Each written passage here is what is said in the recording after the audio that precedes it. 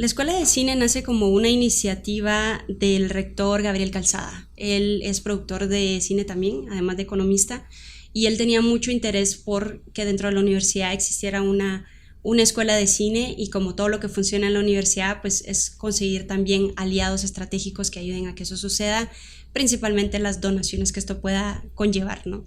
Porque al final establecer una escuela de cine o empezarla también requiere cierta inversión. Inversión, Tecnología, equipo y personas que estén dispuestas también a hacer que el proyecto avance. Que funcione. Esta iniciativa toma lugar también para traer a más de 25 profesionales a un foro en Antigua Guatemala, donde lo que hicimos fue tratar de responder las preguntas de un perfil de este tipo, cuáles son esos skills que debería tener en un mundo tan conectado como actualmente, ¿no?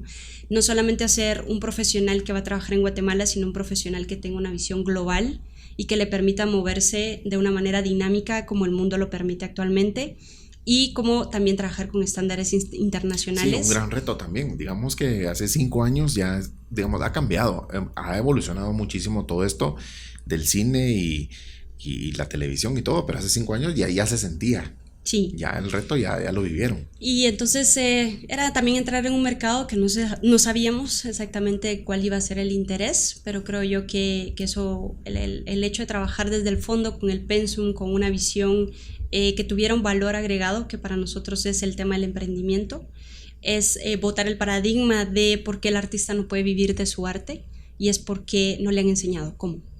Y en muchas ocasiones cuando nosotros, digamos, pensamos en el artista, siempre pensamos en alguien, tenemos un paradigma, ¿no? De alguien que no va a poder subsistir de eso, no va a tener el apoyo, pero no nos preguntamos cuál es el problema de fondo, y nosotros nos preguntábamos ese problema de fondo. Nosotros queríamos resolver esa pregunta, y creíamos que una de las fortalezas que tiene la universidad son todos sus programas de negocios. También es esta visión del emprendimiento, y sobre todo es...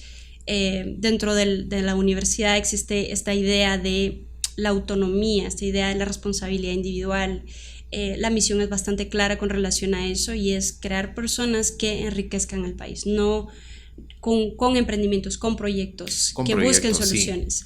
Entonces eso fue en gran medida lo que nosotros nos enfocamos principalmente. Entonces se creó la licenciatura en cine, artes visuales y emprendimiento. Ese es el título que tienen los estudiantes que egresan del programa. Es una licenciatura. ¿Cuántos años estudia esta carrera? Es una carrera. Son 4 años. 4 años. Y la forma en que esto está dividido es que los primeros 2 años los estudiantes tienen el conocimiento general de lo que conlleva las diferentes áreas del cine, porque para hacer cine se requiere un fuerte trabajo en equipo. También una división del trabajo, que es muy importante, y la división de trabajo al mismo tiempo nos permite una profesionalización también, ¿no? Porque en ocasiones tenemos perfiles que quieren hacerlo todo, y eso pues también tiene ciertos resultados o daña los resultados. En este caso nosotros buscamos mucho dejar claro cuáles son esos perfiles y que se vayan especializando en esos perfiles, que es así como vamos a hacer que la industria también tenga mayor valor, ¿no? Claro, y hablando de valor, pues todo esto surge. La verdad es que la invitación también surge porque Guatemala, no sé, 10 años atrás, creo que mucho más, unos 20 años, hemos visto un crecimiento del cine guatemalteco. Ya veíamos historias de nuestra cultura, o historias de nuestra identidad, se puede decir. Veíamos algunas historias no me recuerdo el nombre de la película, pero de aquel niño salvadoreño en medio de la guerra, no me recuerdo cómo se llamaba, pero fue una de como las primeras tal vez.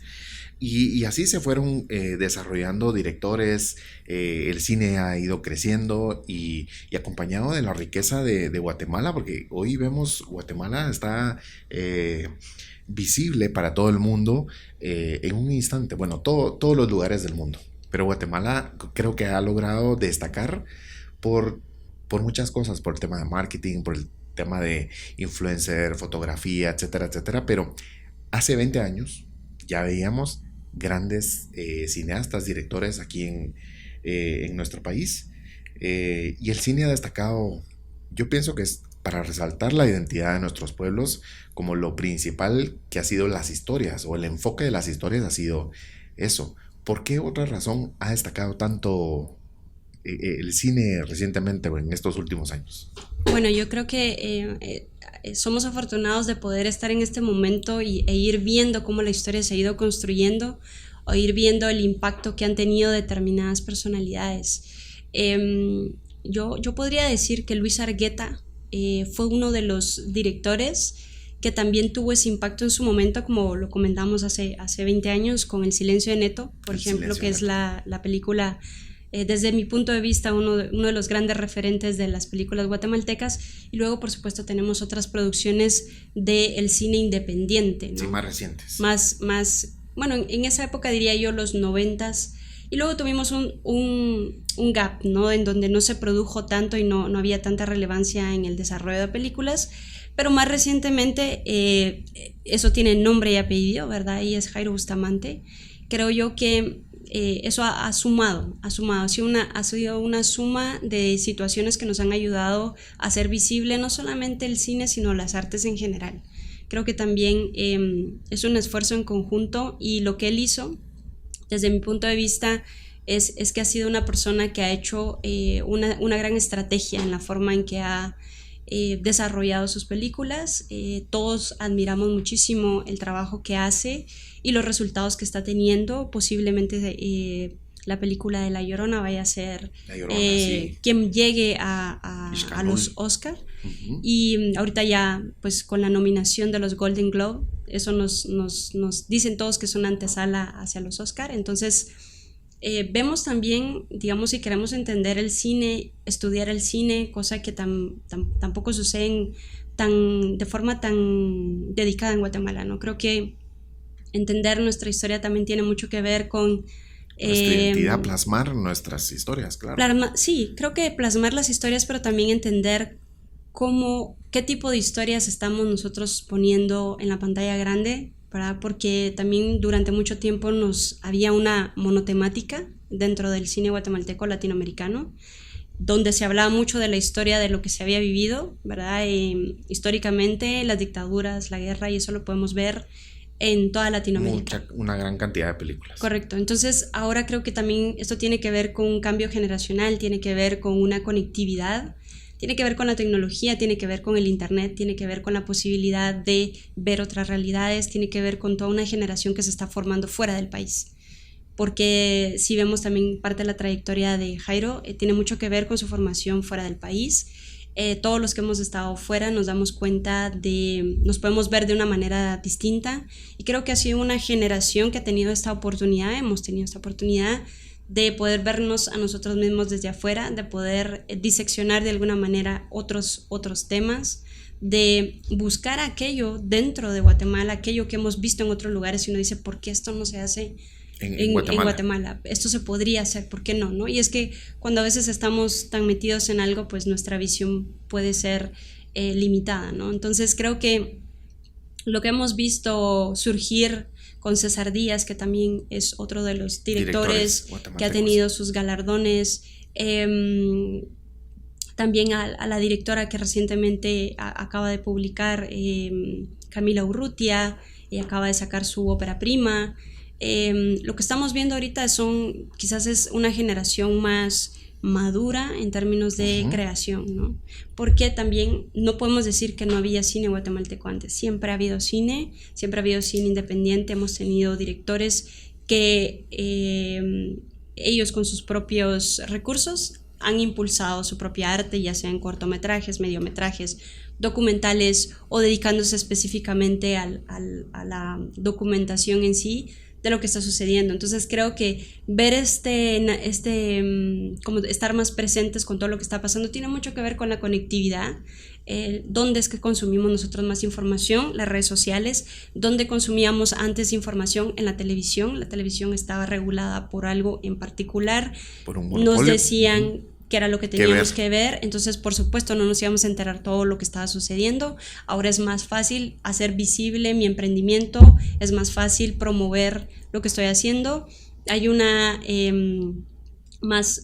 democracia, ¿no? Acerca de los temas con los que yo me puedo conectar o son de mi interés. Entonces creo que lo que sucede recientemente es que somos más conscientes, o estamos visibilizando más lo que se está haciendo en Guatemala. Sí, y también se plasman, creo yo, otro tipo de historias, de no solo la conectividad, pero de la cotidianidad. Se vive, por ejemplo, el tema del bullying, se vive igual aquí que en Perú posiblemente o en México. Otros temas, pienso que ha sido lo más relevante, los temas de nuestra identidad por muchos años, pero hoy tenemos otros temas. Sí, claro, tenemos comedia, por ejemplo, ¿no? De la película, una de las películas que siempre digo que es para mí un gran logro es Puro Mula, que es una película de comedia y que muestra mucho de, o sea, mucho de la cotidianidad, de cómo somos, de la forma en que se habla y demás. Entonces creo que al tener esa diversidad, tenemos películas como Hunting Party, que también es, desde mi punto de vista, es como una oda a la antigua, ¿no? De cómo uno va a la antigua de fiesta, y es otro tipo de historias más introspectivas o incluso a nivel personal. La cotidianidad, de lo que pasa. De lo cotidiano, Martin y Margot, ¿verdad? De ambas películas de Chris Kummerfeld. Pues estas películas también te muestran otra manera de ver Guatemala, ¿no? Otras formas. Que estés de acuerdo o no, eso ya depende del espectador, pero hay propuestas y creo que eso es lo enriquecedor actualmente, de que tenemos propuestas. Tenemos al director Chofo Espinosa, que él ha hecho cine durante mucho tiempo. Y familias también que hacían cine.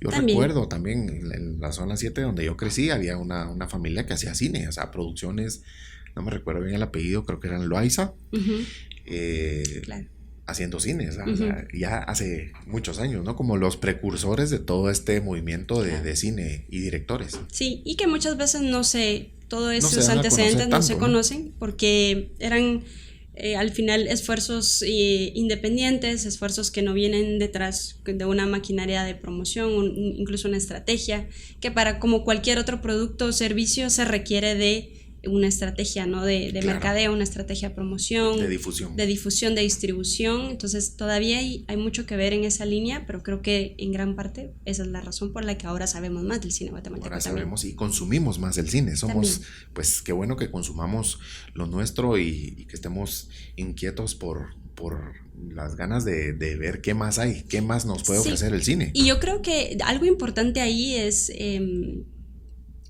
hecho de estar viendo propuestas buenas, propuestas nuevas, pero que haya una propuesta que a mí como espectador o como consumidor me llame la atención ir, porque también no porque sea nuestro estamos obligados a verlo. A verlo, sí. Entonces creo yo que eso es lo más valioso, ¿no? La propuesta de valor que tenga el producto que tú estás desarrollando, la propuesta de valor que tiene esa historia que tú estás contando, a quién va dirigido, cuál es tu propósito, con qué quieres conectar. Diferencia.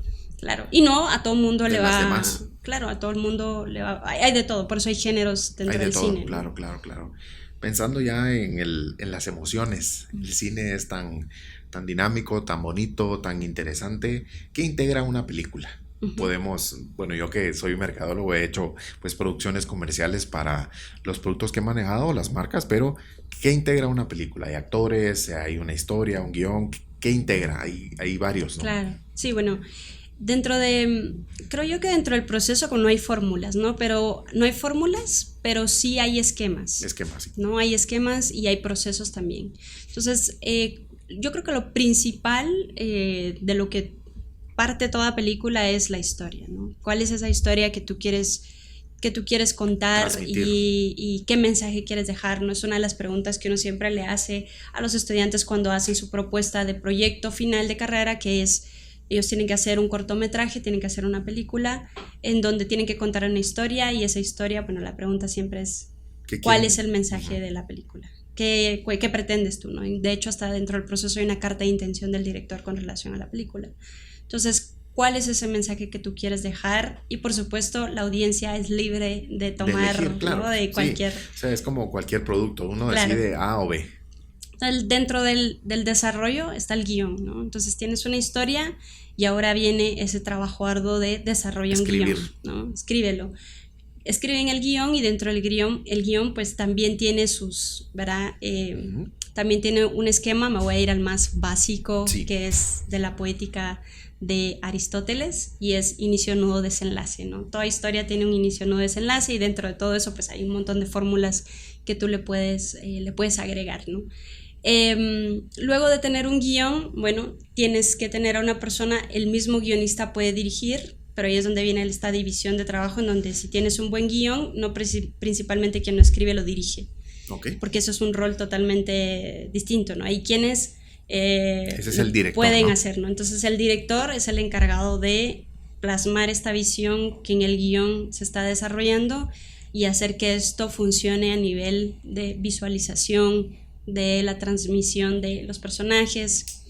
Bueno, y esto conlleva, entonces tenemos roles, ¿no? El director, el guionista, el director, el productor que es el encargado de conseguir todo lo que se requiere con respecto a la película, es decir, de toda la parte de equipo, el equipo técnico que se pueda necesitar, pero también locaciones, cómo se van a dividir los departamentos de arte, vestuario, maquillaje, dependiendo de las necesidades que vaya a tener la película. Entonces el productor es el que se encarga de conseguir todo esto, ¿no? Así necesitas como fabricar, que un carro, como darle vida claro, a la historia, ¿no? Sí, básicamente es el que si un carro tiene que chocarse, estallar, demás, es el productor el que tiene que ver cómo va a conseguir esos recursos, y es el encargado principalmente del presupuesto también.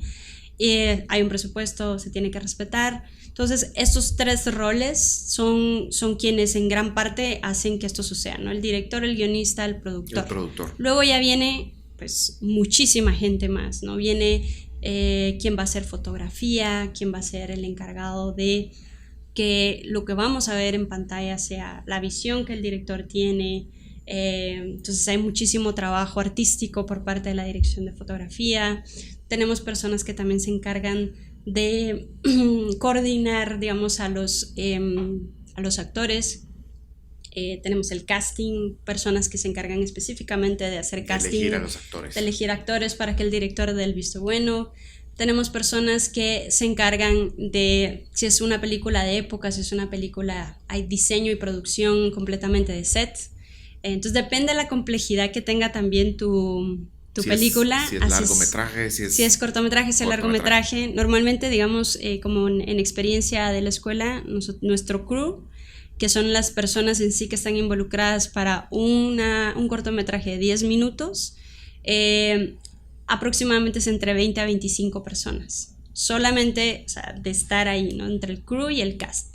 Entonces, puedes llegar a tener hasta 50 personas que vas a necesitar que vea el catering, que vea la comida, que la gente esté, ¿verdad?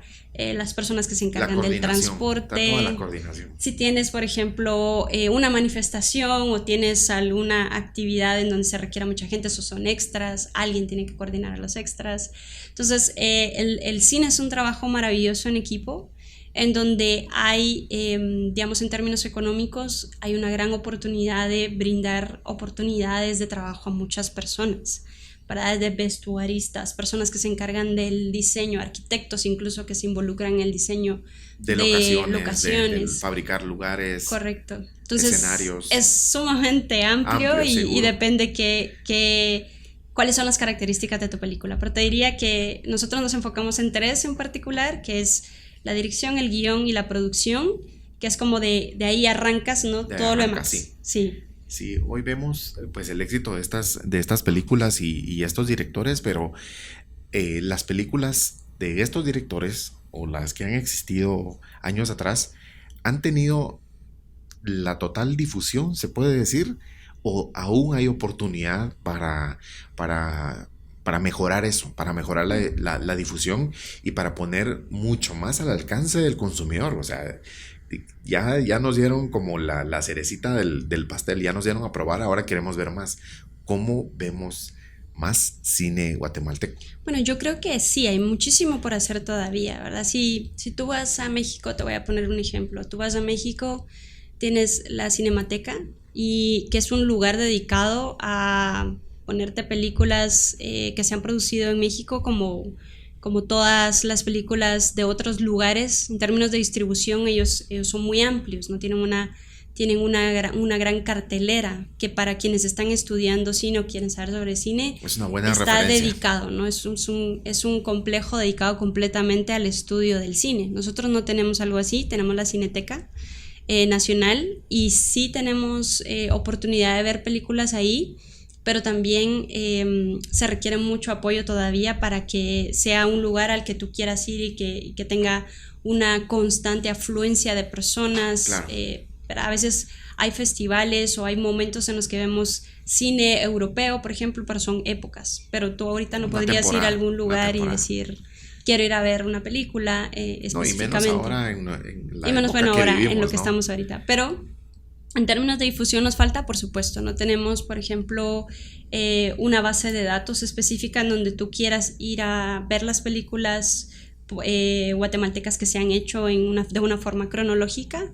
No hay estudios, no hay reflexiones tampoco acerca de ello. Hay algunas tesis que sí se hacen, que se ha trabajado o se ha reflexionado acerca de la obra de alguien, y te estoy hablando de eso casi que en todo sucede, ¿no? En la literatura, en la pintura. Seguro. Hay artistas y exponentes muy importantes que hay muy pocos libros, hay muy poca biografía acerca de ellos. Entonces creo que también nos falta el estudio no tenemos críticos formados específicamente para cada una de estas áreas, ¿verdad? Entonces creo que nosotros todavía tenemos una oportunidad, porque yo lo que veo es oportunidades, no veo como, no me quejo de por qué no existe, sino más bien veo como un gran campo de oportunidad.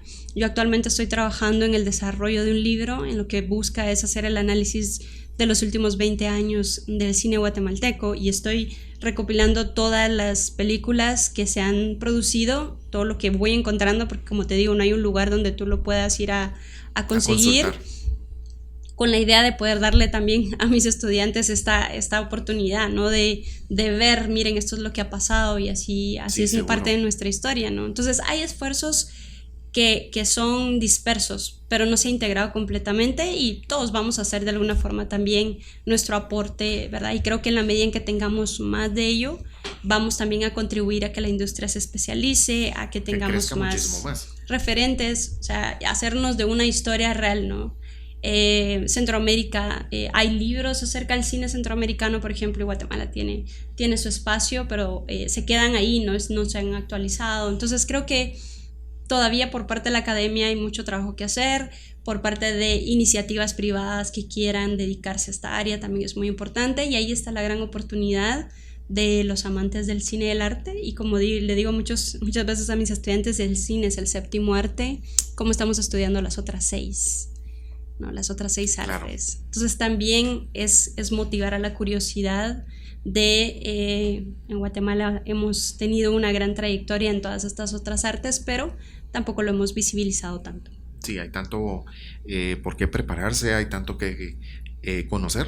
Uh-huh. Sí, arte, pintura, escultura, y pues Guatemala tiene también grandes artistas, ¿no? Efraín Recinos, hay tanto aquí talento. A eso iba, y también las oportunidades que existen en hacer una difusión de buen nivel, o sea, hacer una difusión con una excelente proyección, y ahí viene lo administrativo, pienso yo, ¿verdad?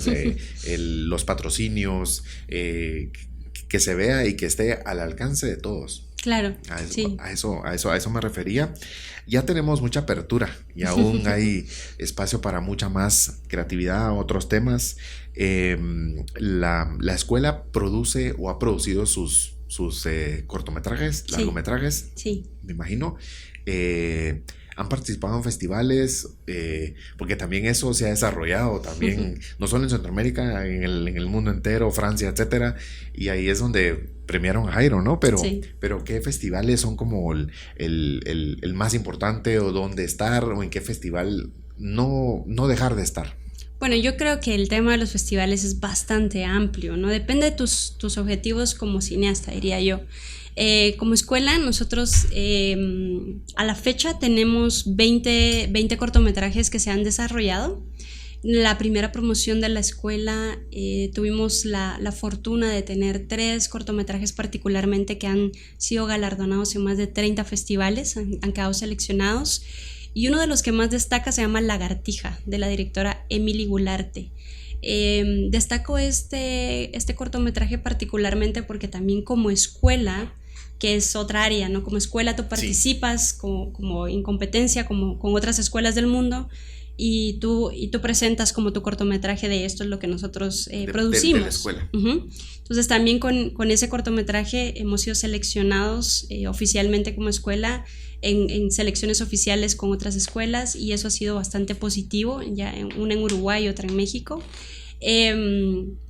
Además de eso, el cortometraje Lagartija se ganó en el 2019 una beca del Sundance Ignite, que esto se le da únicamente a los directores jóvenes que están en proceso, ¿no? que están aprendiendo. Sundance es un festival bastante reconocido en Estados Unidos. De las 1,200 personas que participaron, seleccionaron a 15 de las 15 personas, seleccionaron a la directora Emily Goularte, y ella fue la única latinoamericana seleccionada en ese momento para recibir una beca durante un año de viajar a Estados Unidos en diferentes laboratorios de guión para hacer el desarrollo de un largometraje, lo cual le da mucho prestigio también al trabajo que ella ha hecho y a la escuela eventualmente, ¿no? Porque tiene este tipo de selecciones. Hemos tenido la oportunidad también de estar en cine de terror, que es la película también de Lo que ocultan las tinieblas, de la escuela de cine. De la escuela de cine, sí, estamos hablando de producciones de la escuela de cine de Romeo Aldana, que él también, pues Lo que ocultan las tinieblas es un cortometraje. Él decidió el género de terror, que era lo que es terror y suspenso, y entonces también hemos participado en los festivales que son de ese género. Por eso te decía que depende de lo que el director quiera, ¿no? Y luego tenemos también Trópico, que se llevó a cabo en Puerto Barrios, que también era una historia de lugar. Nuestros estudiantes de Puerto Barrios, Pedro Pablo, Murcia, y también ha sido seleccionado por el tipo de historia que él decidió desarrollar. Casi todos sus proyectos se desarrollaron en Puerto Barrios porque él quería hacer evidente el lugar de donde él venía. Y creo que esa diversidad que nosotros hemos tenido en temáticas, tenemos romance, tenemos personas que se van por el drama, personas que quieren comedia. Claro, tenemos un cortometraje también de comedia, ¿no? Que también acaba de ser seleccionado, de Fabricio Díaz, que también que se llama Rocío del Mar. Entonces también esta diversidad es lo que nos permite entrar a diferentes festivales, y como son estudiantes que están en formación, pues hay festivales que son más de largometraje, ¿no? Que es en los que vemos que han participado los directores actualmente reconocidos. ¿Qué requisitos se necesitan para ingresar a la escuela? Claro, el programa se ha enfocado mucho en hacer una selección de no más de 20 estudiantes por promoción. Nuestro programa se apertura una vez al año, es decir, todos se empieza en enero. Los estudiantes deben hacer sus exámenes de admisión normales para ingresar a la universidad, y luego ya pasan con la facultad. Nosotros lo que hacemos es solicitarles a ellos que hagan una presentación de su no es un portafolio visual, creativo, sino más bien hay ciertos retos que ellos tienen que decidir qué reto quieren desarrollar, y hacen una propuesta creativa, y luego pasan a una entrevista en donde lo conocemos y le preguntamos más de sus intereses acerca de la carrera, y luego ahí, bueno, se decide, ¿verdad?, si el estudiante es aceptado o no, dependiendo del perfil, sus intereses, su propuesta creativa. En la suma de todo esto, hacemos una curación de los grupos con el objetivo de queremos personas que realmente digan estén esto es lo que yo quiero, ¿no? Porque a veces se piensan que las carreras creativas son para personas que dicen, bueno, no, esto es más fácil porque no llevo matemáticas. La carrera sí lleva economía, lleva matemáticas. Como un paradigma. Porque de eso se trata, ¿no? De que aprendan aplicado. Pero hay que saber claro. de esto, ¿no? Un poco de administración, matemática y todo. Y de manera aplicada, que ellos comprendan que para hacer realidad cualquier sueño, cualquier pasión, se requiere presupuesto. Entonces creo que eso es algo en lo que ya aplicado lo van entendiendo muy bien, y pues esos son los requisitos. Son 4 años. Al ingresar el estudiante recibe una cámara con el objetivo de que no hayan limitaciones de disponibilidad de equipo, sino claro. Y tampoco pretextos para decir que no pueden crear. Sí, no, y la inversión de equipo es bien importante. Sí. O sea, que cada alumno o cualquier persona que se quiera dedicar a esto tiene que invertir en su equipo, y que sea un buen equipo, ¿no? Sí. Que le dure, que sea bueno. Y bueno, dentro de las características del programa, diría yo, destaco también mucho de la autonomía, lo que se trata de motivar a los estudiantes. Ellos también tienen oportunidades de viajar al extranjero, de trabajar con clientes reales. en el último ciclo del pensum, ellos pueden diseñar su propio ciclo, es decir, ellos tienen oportunidad de hacer un emprendimiento creativo si quieren han escrito un guión y quieren hacer como una práctica, una propuesta, digamos. como una práctica, pero más de su propio... Más profesional. Ajá, de su propia guión. Ellos hacen un pitch y nosotros somos coproductores con ellos para que puedan para desarrollarlo. O si ellos quieren hacer una práctica profesional con por ejemplo, una productora, hace 2 años mandamos a 5 ciudades distintas a 10 de nuestros estudiantes, con productoras que ya están en el mercado, que son muy reconocidas, para que ellos pudieran tener esa experiencia de ver cómo se hace una película, ¿no? Un largometraje, o participar dentro del proceso. O si ellos quieren también, pueden hacer un intercambio, que estamos cada vez más teniendo oportunidad de hacer alianzas con otras universidades. Hemos tenido estudiantes que se han decidido ir a Vancouver o se han decidido ir a Chile para hacer estos intercambios. Entonces ellos deciden. Creo que esa es la parte más bonita para nosotros, sí, porque ahí está la oportunidad de ver el panorama completo, ¿no? ¿Qué es lo que ellos hacen al final? No, buenísimo, porque es una parte no solo de estudiar, aprender, pero es parte, digamos, de ser integral, apoyarlos, sí, y darles la oportunidad de ver qué sucede en otras ciudades, en otras sociedades, pienso yo, ¿no? Aquí puede ser bullying, pero allá va a ser otro tipo de bullying, no sé, sí, se me hace, ¿no?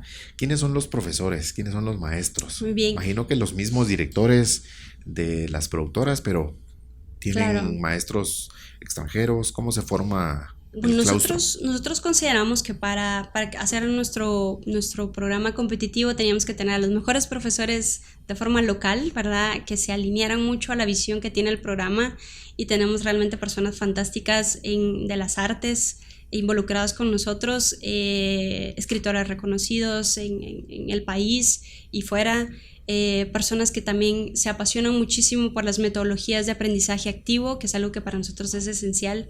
Al ser una carrera tan dinámica, necesitamos tener también profesores que tengan estas características, y muchos de los especialistas también ya de las áreas como la dirección o la producción, tenemos profesores extranjeros.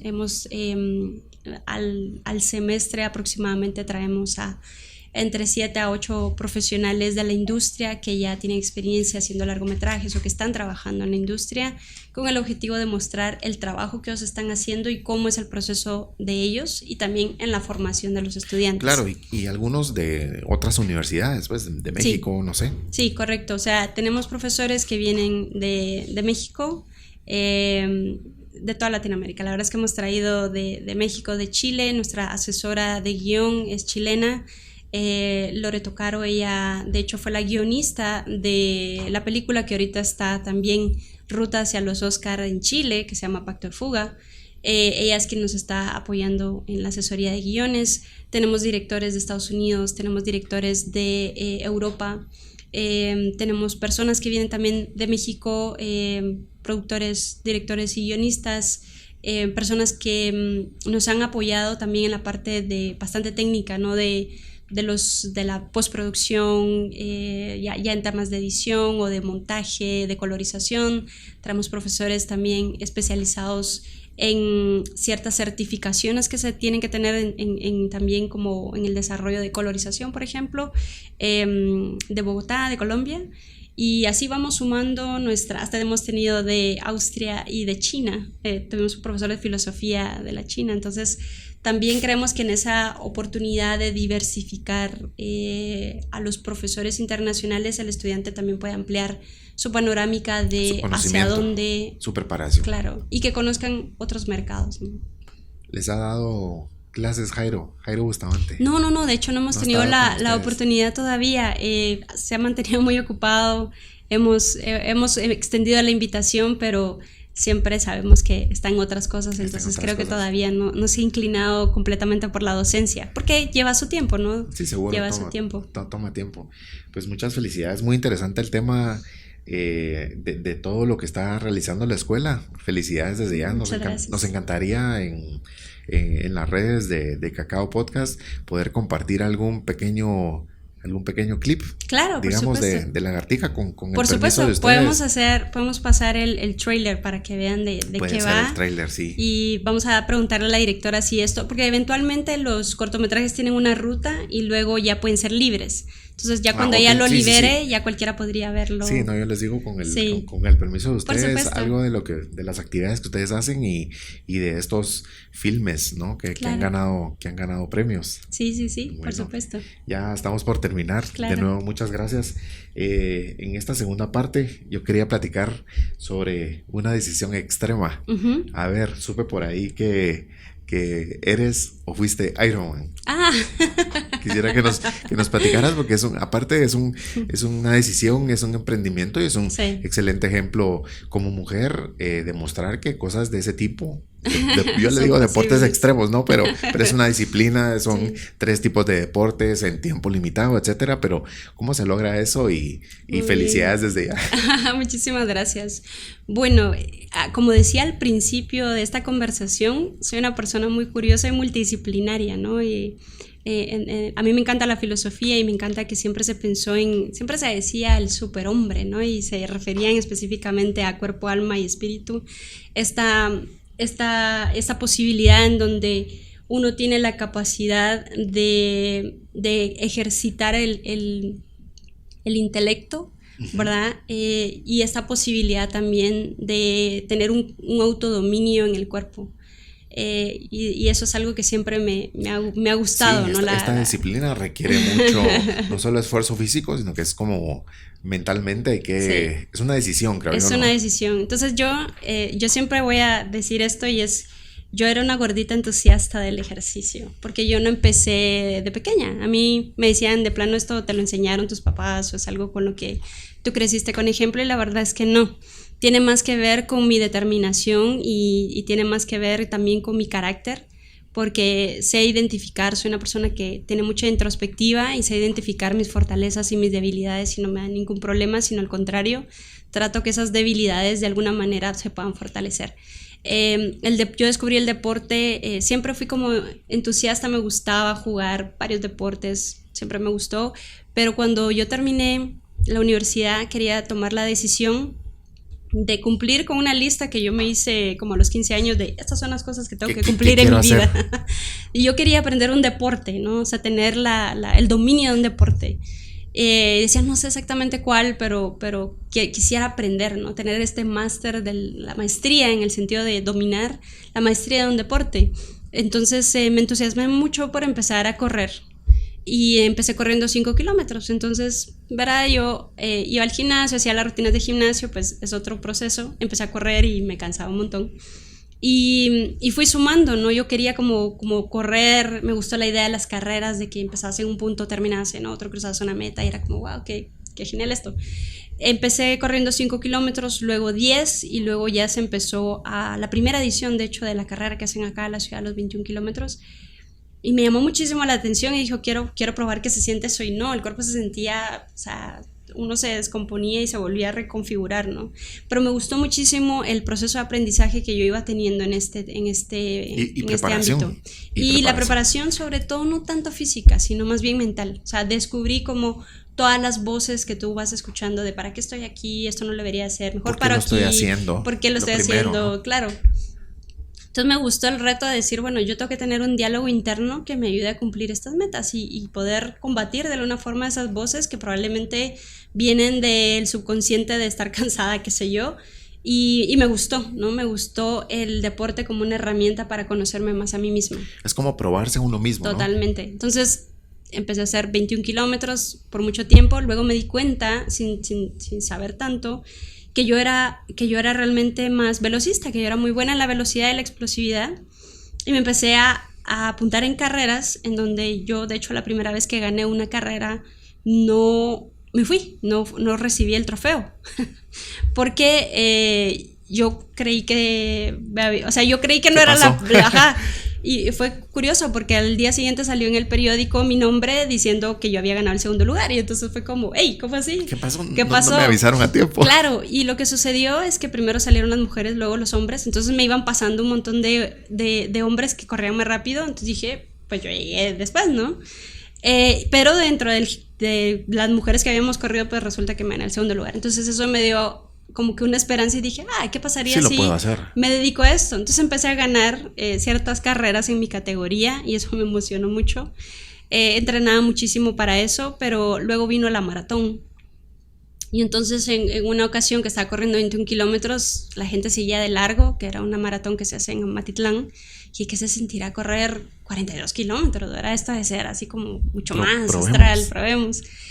Me empecé a preparar para correr la maratón y lo hice. Entonces empecé a correr maratón y eso te vuelve más lento porque es más resistencia. Entonces era otro proceso de aprendizaje, ajustarse a que ya no eras tan veloz.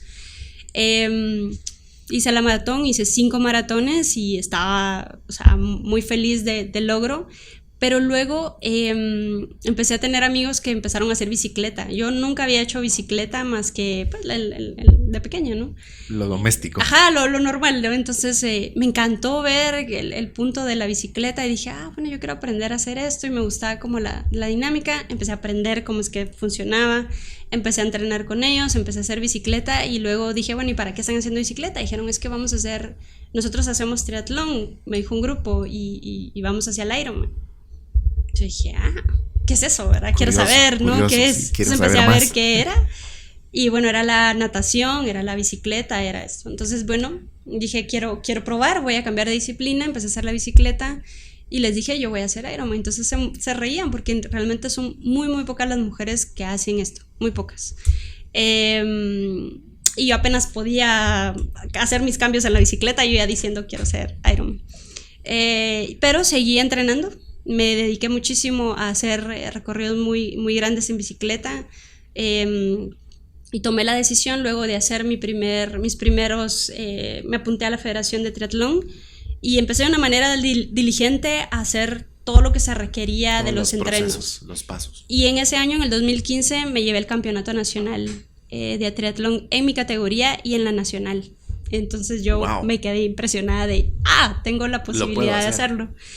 Yo no era la más veloz, sino que era la más estratégica desde mi punto de vista. O sea, yo era diligente, hacía mi tarea, ¿no?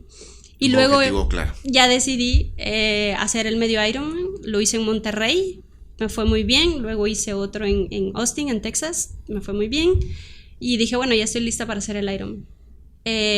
Para hacer el Ironman yo entrené durante 8 meses. Las distancias, para quienes no lo sepan, pues son 3.9 metros de natación, o sea, son 3 kilómetros, casi 4 kilómetros de natación. Luego sale uno de la natación, se sube a la bicicleta y son 180 kilómetros en bicicleta, como ir de aquí a Shela. Y luego uno corre 42 kilómetros, es la maratón. Entonces al final yo decidí apuntarme en el Ironman Texas en el 2018 y entrené durante 8 meses, doble jornada, natación, aprender a nadar en aguas abiertas y demás. Estando al frente de la academia, de la escuela. Tenía la escuela, que era un gran desafío y al mismo tiempo esto, pero como te digo, yo veía el deporte como un complemento para todo el estrés y todo lo demás, ¿no? Porque el ejercicio realmente es la gran medicina del estrés y la gran medicina de la claridad. Y es desde mi punto de vista también una meditación en movimiento, entonces uno se va despejando de muchas de las ansiedades que le puede provocar la preocupación del día a día. Y claro, entrené durante esos 8 meses, de hecho hice un recorrido grande en bicicleta, que a mí me asustaba mucho la bicicleta, de saber si iba a poder hacer los 180 kilómetros. Me fui a Guatemala a Petén 2 veces. Durísimo, hermoso también, durante 6 días, pedaleaba todos los días, aproximadamente entre 3 a 5 horas diarias, con el objetivo de sumar todo eso a mis piernas. Y pues bueno, se llegó el gran día y el día antes de la Ironman yo estaba súper nerviosa, creía que no lo podía lograr, me entró el pánico, hice las pruebas de la natación, no pude nadar más de 20 minutos, estaba súper nerviosa, regresé, me puse a llorar, dije no lo voy a poder hacer. Y al día de la competencia, pues ahí estaba, ¿no? Lista a las 4 de la mañana para salir. Hice en total 16 horas exactas. Nadé, salí de la natación bastante bien. Hay cortes también si no logras hacer los tiempos. Hice 7 horas 15 en la bicicleta y 6 horas 8 en mi maratón. Entonces terminé con 16 horas y fue fabuloso. Fue una experiencia que ya estaba dispuesta a volver a repetir, pero pasó la pandemia. Sí, nos dejó a todos con muchos pendientes. Sí, entonces... este año, ojalá, yo sé sí. que este año nos va a dejar, pues nos va a permitir hacer muchas más cosas que el año pasado. Entonces creo que eso fue, ¿no? Al final el Ironman, y yo lo empecé a hacer evidente también mi proceso, porque yo les decía, miren, yo empecé con mucho entusiasmo, no teniendo no me dedico a esto, no es mi trabajo. Pero también uno tiene que tomar decisiones de las cosas que quiere lograr, y en muchas ocasiones, por supuesto, vas a dejar otras. Mi vida social pues no existía, ¿verdad? Yo dormía, levantaba. Hay sacrificios. Hay sacrificios, y que creo yo son maravillosos, y ese es tu propósito. Claro, ya para ir cerrando y liberar la agenda, Stephanie, hace poco vi un video de Ricky López, creo que es el Ricky López, y él decía, bueno, en el video, porque no hay narración, es un video fantástico sobre Guatemala, y me surgió la duda. La verdad es que él me inspiró a poderle preguntar a nuestros invitados acá en Cacao Podcast, que en su mayoría son guatemaltecos. Ya estuve con un italiano también que es un escultor, pero la pregunta es, estamos en este año 2021 por cumplir 200 años de independencia. El bicentenario. Es el bicentenario, exactamente. Entonces, ¿qué significa para Stephanie a nivel personal, una persona, una artista que ha cumplido sus metas, grandes logros al frente de una gran comunidad, y también con la experiencia de Ironman, que brindan el ejemplo? ¿Cuál es el mensaje que nos da Stephanie Falla rumbo al bicentenario de independencia de Guatemala? ¿Qué mensaje nos das? Bueno, yo creo que algo muy importante que todos debemos tener en cuenta cuando hablamos de nuestros objetivos y nuestras metas, y en este contexto de lo que tú mencionas, ¿no? De la independencia, creo que tenemos que entender que todo viene desde adentro. Creo que lo más importante que nosotros podemos enfocarnos en el 2021 es hacer esta introspección de qué consideramos nosotros que es la felicidad, qué consideramos nosotros que es el éxito. ¿Cuáles son estas cosas que realmente nos impulsan? ¿Cuál es nuestro propósito? Y de alguna manera tener esto bien claro para que todo lo que hagamos contribuya a que eso pueda conquistarse, a que eso pueda lograrse. Puede ser que para mí terminar una carrera sea una cuestión que me dé mucha felicidad, mucha satisfacción, y para otros simplemente le parezca algo absurdo porque es sufrir durante mucho tiempo en el cuerpo, ¿no? Y creo que eso es algo muy importante que nosotros debemos tener en cuenta. Creo que a nivel de país, ¿verdad? Como una reflexión, el país no va a cambiar por su contexto político, no va a cambiar por lo que los demás hagan, ¿verdad? Nosotros tenemos la posibilidad y el poder de hacer que las cosas sucedan. De hacerlo cambiar. Porque nosotros en el día a día somos una resonancia, ¿no? Esa resonancia de nuestras acciones hacia los demás, dependiendo del lugar que ocupamos. Si estamos en una posición de liderazgo, tomar y asumir esa responsabilidad de que de alguna forma somos un referente para otros, para otras generaciones. También respetar a otras generaciones que ya han vivido otras situaciones, ser lo suficientemente hábiles o sabios para escuchar, saber escuchar a otra gente que ha tenido otro tipo de visión del mundo, y creo que en la suma de todo eso podemos enriquecer nuestro presente y hacer que, tratando de ser mejores personas, podemos también impactar positivamente. Entonces, en esta reflexión también del bicentenario, diría hay que conocer la historia, ¿no? Hay que leer más, hay que ser Guatemala, hay que ser, tenemos que vivir. Y curiosos, ¿no? Tenemos que ser curiosos de por qué las cosas suceden como suceden en el presente. Tiene mucho que ver también con cómo se han hecho anteriormente y cuál es mi actitud con relación a qué puedo hacer yo para que el mundo sea mejor, para que mi contexto sea mejor, y que todo eso que no me gusta yo puedo contribuir a que pueda cambiar. Está en nuestras manos. Bonito mensaje. Muchas gracias, Stephanie, gracias por acompañarnos en el episodio de esta semana en Cacao Podcast.